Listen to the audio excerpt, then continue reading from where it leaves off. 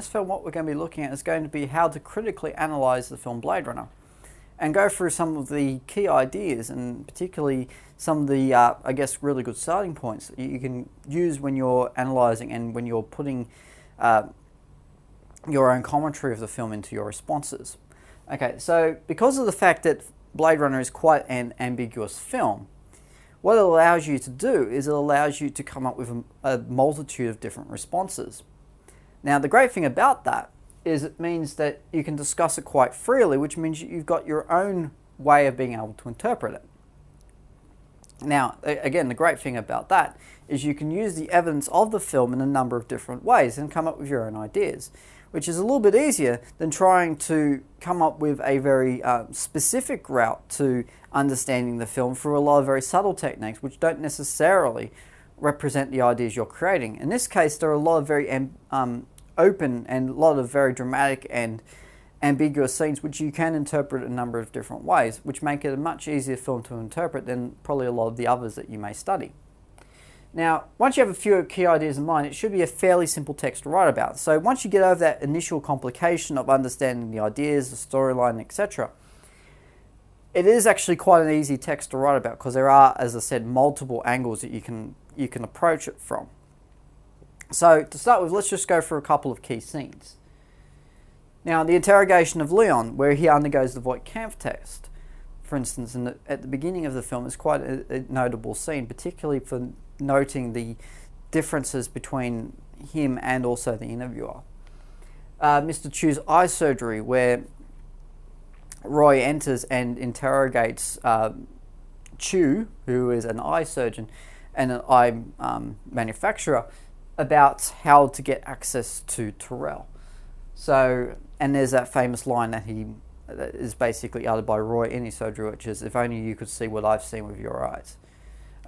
Rachel's photograph, where Deckard tries to convince Rachel that the photograph of her is taken from someone else's memory and not from her own. The street chase and shooting of Zora is quite a poetic scene, particularly because of the brutality of it. Now, because of the fact that it is quite a brutal scene, it's one of those ones that quite poetically represents the, I guess, almost the anti-hero-ness of Deckard versus the somewhat innocence of Zora. Even though she is considered to be a criminal, she's murdered in she is shot in quite a brutal sort of way, and it sort of makes you start to feel more for her than you do for Deckard. Pris and JF Sebastian's meeting, where she learns and she, I guess, convinces him to allow or to get them to help each other, and basically so they can get access to Tyrell. Tyrell and Roy's chess game, which is quite a significant scene, and obviously the scenes that follow where they have a confrontation and a conversation, and which eventually leads to Roy killing Tyrell. And finally, Roy sparing Deckard's life and his soliloquy. His brief monologue at the end where he talks about all the things that he's seen and all the memories that he's losing, trying to pass that on to Deckard. Alright.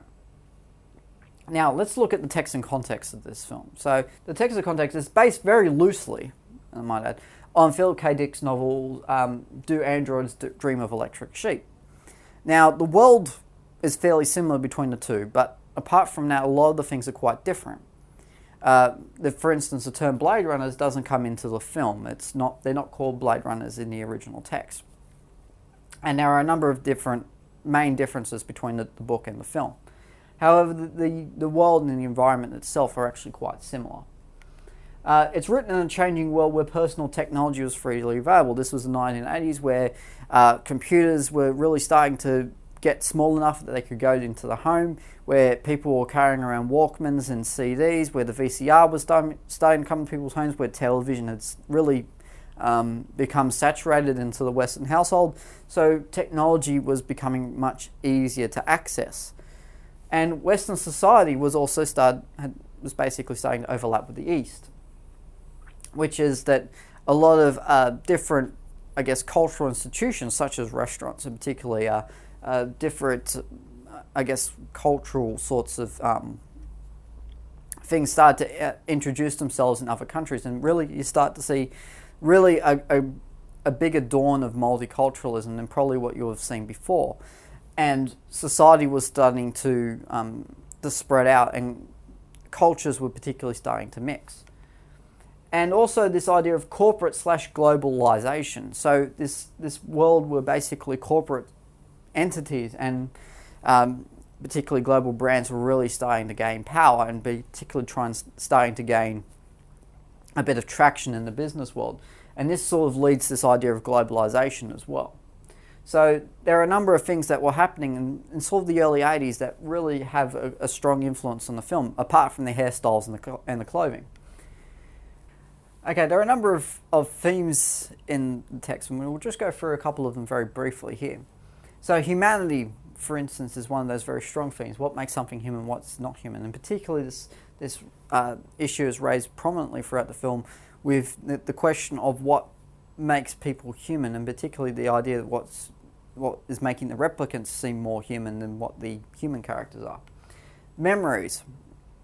And the fact that memories are something that really antagonized the replicants because of the fact that, first of all, they're good ones, the ones of their childhood aren't their own. And second of all, because of the fact that a lot of their modern ones, the ones are actually theirs, have come from times where they've been overworked and treated as slaves and basically worked to a standstill. Cloning, so this idea of genetically engineering or creating life. And it's an issue that is raised quite strongly through the film, and also through basically this, I guess, pursuit for artificial life, which is an artificial existence, which is continuing on throughout the film. Globalization, so this mass media, this mass culture, which is inherent throughout the film, and particularly because of this really strong mix of East and Western cultures that we see.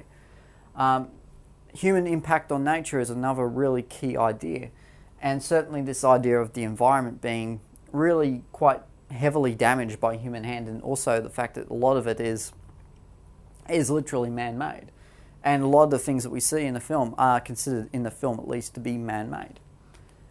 This idea of freedom, and particularly this personal freedom, where even not necessarily the replicant characters have got this issue with their own personal freedom. Often it's considered to be the people who live in this dystopian city, this version of hell, are considered to be lacking the freedom to I guess, escape this ghetto. And finally, the metaphysical themes, this tie to religion, which continues, and particularly tied to Christianity throughout the film, this idea of angels and the fact that these replicants are considered by their makers, and by themselves even, as being these angels who have dropped from heaven and to this hellish landscape in order to, I guess, meet the devil, the one who created them. So there are a number of those themes which you can explore a little bit more prominently, which are quite useful for, I guess, starting your responses on, particularly when you look at sort of things like human impact on nature, the idea of cloning and memories, but also this basically discussion of what makes something human and humanity.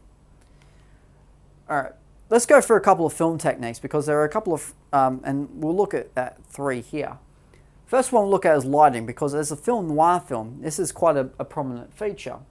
And it's mainly prominent because of the fact that there's so little of it. And that there's a lot of shadow contrasted with these very bright neon lights, and particularly the umbrellas that you'll see there, for instance, but also with the street signage as well. There's a very strong contrast between this artificial world and this very dark world as well. So there's basically this artificial life creeping from the darkness, which is quite profound and is quite well represented throughout the film. And that there is very little in the film which is not considered, I guess, a film noir piece of cinematography. So you can look at any number of scenes from the film and be able to pick up film noir influences there. Now, particularly the shapes as well, they're very strong shapes. There's not a lot of curves either. So a lot of things you'll see are very industrialized, very man-made, all the rest. And lighting is low key, which is basically, it comes from this art of film noir being minimalistic.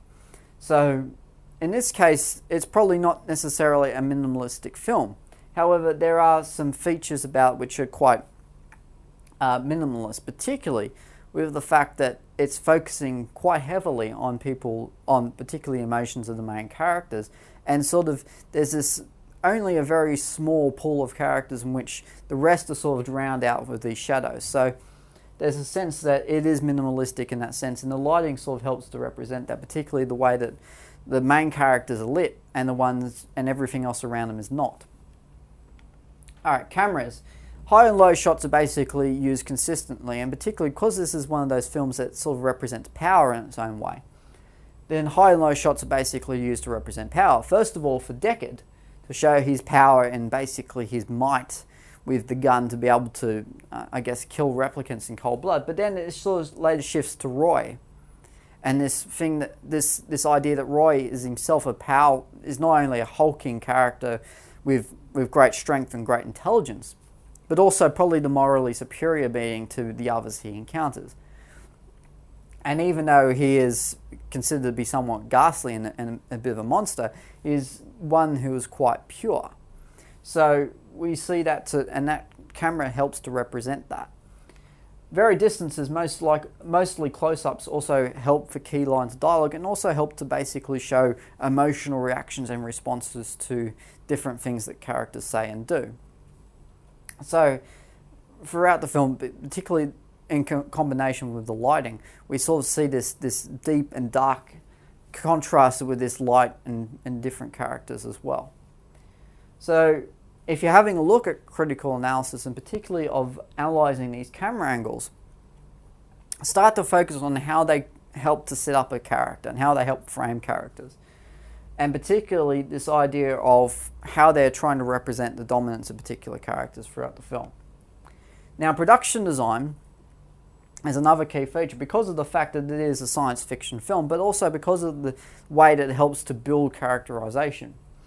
So there are basically there's this hellish environment to start with, which sort of links into this idea of angels and hell, which is used often by Roy, but also used by others in the film as well.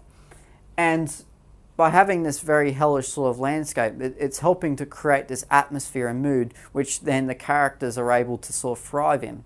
And certainly the characterization sort of helps to represent this angels and demons philosophy quite significantly. Technology reflects the time the film was made. So, for instance, neon lights and personal computers are littered throughout the film. So it starts to also set up this idea of context as well. The fact that a lot of 1980s lighting was starting to, well, it wasn't coming from neon lights, but a lot of neon signage was starting to appear. And while it's not necessarily as popular now as it probably was back at that particular period, it's one of those things that's sort of indicative of the time frame, as well as personal computers and certainly everything, the car, the house, everything's starting to have one, which is probably something that would be unheard of in film 10 years beforehand. And it's tied in with personas. For instance, Leon's house is filled with photographs, which is something that's considered to be a great love of replicants, given that they don't have their own memories. Tyrell's of a godly sort of pyramid, this idea of him being a lordly sort of creator and almost a pharaoh. Sebastian's apartment filled with toys and robots are, again, lots of examples of these personas being basically built by the environments in which they live in, and certainly helps to create meaning.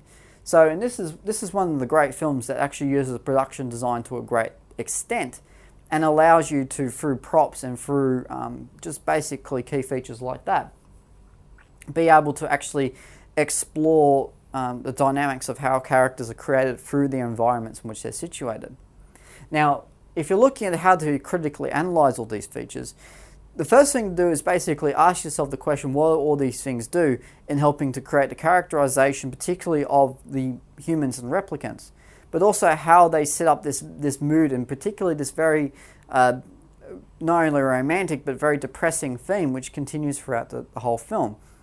If you watch the film and feel quite, I guess, emotionally charged or depressed at the end of it, think about what sort of camera techniques and particularly what sort of lighting and techniques used in the cinematography and the editing and the making of the film actually make you feel that way. This is one of those films that really does make you respond to it in quite a very deep sort of sense. And not that you'll go spending your days analysing it, but in the sense that it has a very strong impact and it's quite distinct compared to other films that you might watch. So that's basically it for critically analysing the film. The best thing to do is just to have a look, pick out some key ideas, and particularly go through those key scenes, pick out the ideas which are strong in there, and then use them as a basis for your own arguments. But otherwise, that's about it. Until next time, I'll see you later.